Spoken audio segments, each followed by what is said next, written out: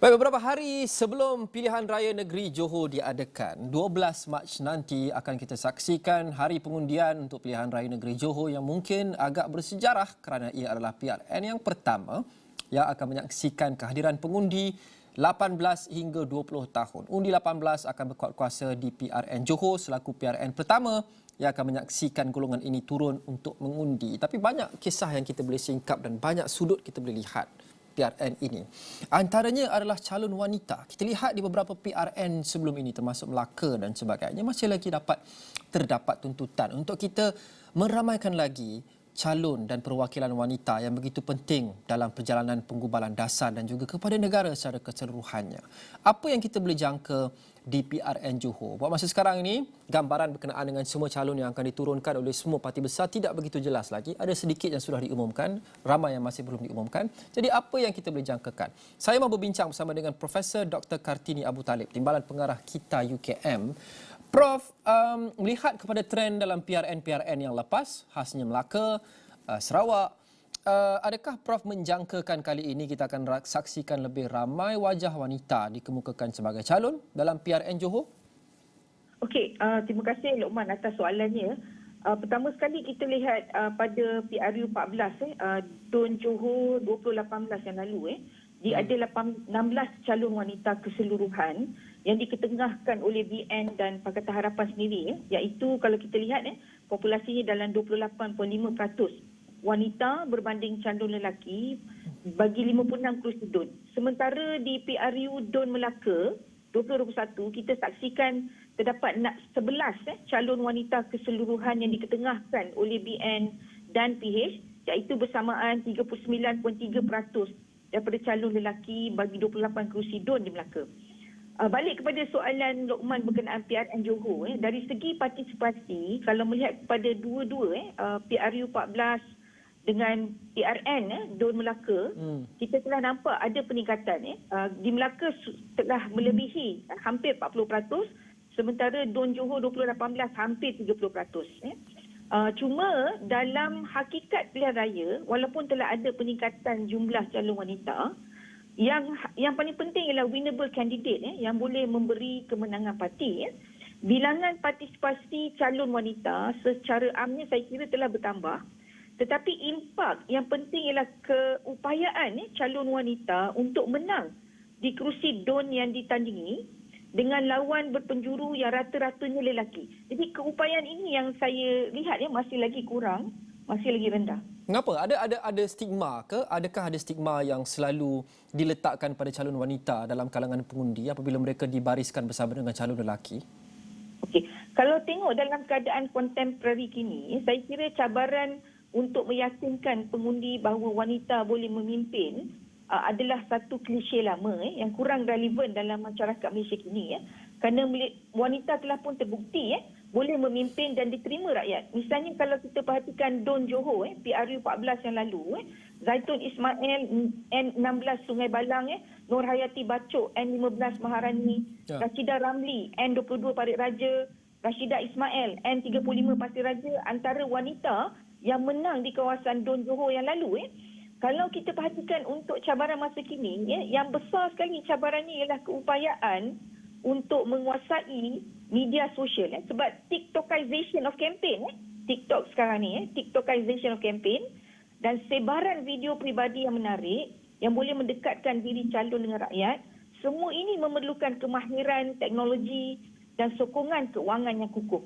Saya kira ini cabaran yang paling besar bagi calon wanita untuk bergerak lebih anjal dalam berkempen di PRN negeri Johor ni. Bagaimana apa kaitannya di situ Prof? Keanjalan menggunakan media sosial seperti TikTok dan sebagainya. Apa kaitannya dengan wanita atau lelaki? Adakah Prof mengatakan bahawa mungkin wanita perlu meningkatkan kemahiran dalam perkara itu atau apa?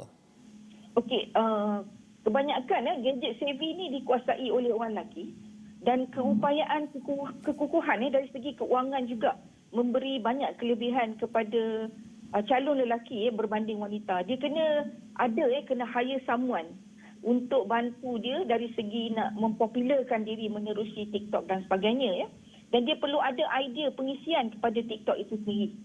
Dan kita pun perhatikan kalau tengok pola pilihan raya, dari dulu hingga kini. Sebab itu kita lihat penyertaan wanita di parlimen kurang daripada 20%, masih lagi ditakut 10.8%. Kerana kurangnya aspek kekukuhan keuangan untuk bantu mereka memberi keandalan untuk berkempen dan mempromosikan diri. Ini saya kira cabaran besar lah.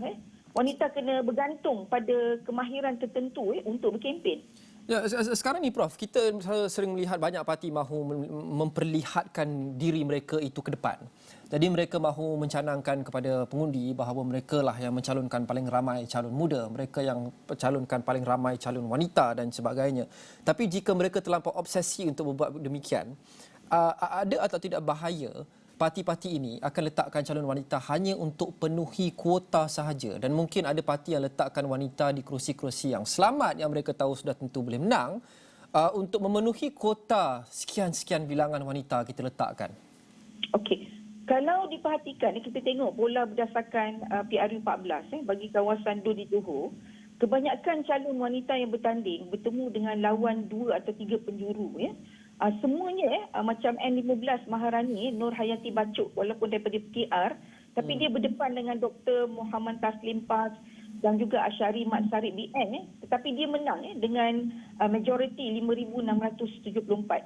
Begitu juga kalau kita perhatikan pola pada N35 Pasir Raja, Rashidah Ismail BN melawan Bahrin Alias, melawan Abrari Ramli, N08 Bukit Pasir Nuriah Mahad, N03 Pemanis Nurmala Sudirman dan N16 Sungai Balang Zaitun Ismail. Kalau kita perhatikan kursi-kursi ini, ramai yang menggunakan istilah selamat. Tapi kalau kita perhatikan teknik dan strategik, kedua-dua BN dan PH meletakkan calon wanita mereka kebanyakan ni di kawasan luar bandar, rural, dengan majoriti Melayu 70% ke atas. Dan saya katakan tadi, pola ini sama dalam parti-parti gabungan BN dan juga PH. Kalau nak digunakan istilah selamat, saya kira dia agak mengurangkanlah meletakkan wanita ni di bawah. Sedangkan mereka bertanding, wanita ini bertanding dengan penjuru-penjurunya adalah semua calon lelaki.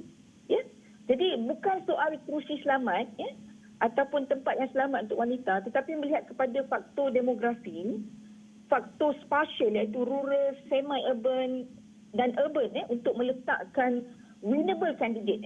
After all, bila kita perhatikan pilihan raya, it's not really about gender, tapi lebih kepada isu dan sebagainya. It is not about gender. Gender become second issue. It's about victory. Ya. Satu soalan terakhir, kita sudah kehabisan masa, tapi secara ringkas Prof, kita sering mempersalahkan mungkin parti tidak menurunkan lebih ramai calon wanita. Mungkin ada betulnya di situ, tapi seperti yang Prof sebut sebentar tadi, apa yang penting bagi setiap parti adalah meletakkan winnable candidate. Itu yang paling penting. Itu the whole point of menyertai pilihan raya. Jadi adakah kita bukan saja perlu melihat di bahagian huluan iaitu parti yang membuat keputusan, tapi hiliran juga pengundi ini kerana mungkin mereka ini akan meletakkan calon yang mereka rasa akan dipilih oleh pengundi. Jadi masalahnya mungkin ada juga di setengah kelompok masyarakat yang bila mereka ada 4 atau 5 orang calon, 4 lelaki sebagai contoh, seorang wanita, mereka akan ada kecenderungan untuk memilih calon lelaki. Jadi apa perkara yang kita boleh lakukan juga untuk mendidik pengundi segelintir di luar sana untuk mengatakan kepada mereka jantina itu tidak penting? Okey, kalau balik kepada bagaimana saya mengulas tadi berkenaan pola PRU 14 bagi kawasan Dor di Johor, macam N15 Maharani, Nur Hayati Bacuk, dan juga siapa nama N35 Pasir Raja Rashidah Ismail, mereka ini bertemu dengan penjurunya adalah 3 atau 4 lelaki, tapi mereka menang. Maknanya pengundi tidak lagi melihat gender sebagai halangan. Mereka boleh memilih calon wanita yang mempunyai track record yang baik dan diyakini boleh memimpin masyarakat. Ada beberapa banyak pola kemenangan yang kita lihat wanita ini menang di kawasan di mana mereka bertanding, penjurunya adalah 3 atau 4 lelaki. Jadi cuma parti yang takkan lebih ramai calon wanita. Maknanya bukan soal gender, soalnya bagaimana rasional kepimpinan parti meletakkan mereka yang dirasakan boleh membawa kemenangan.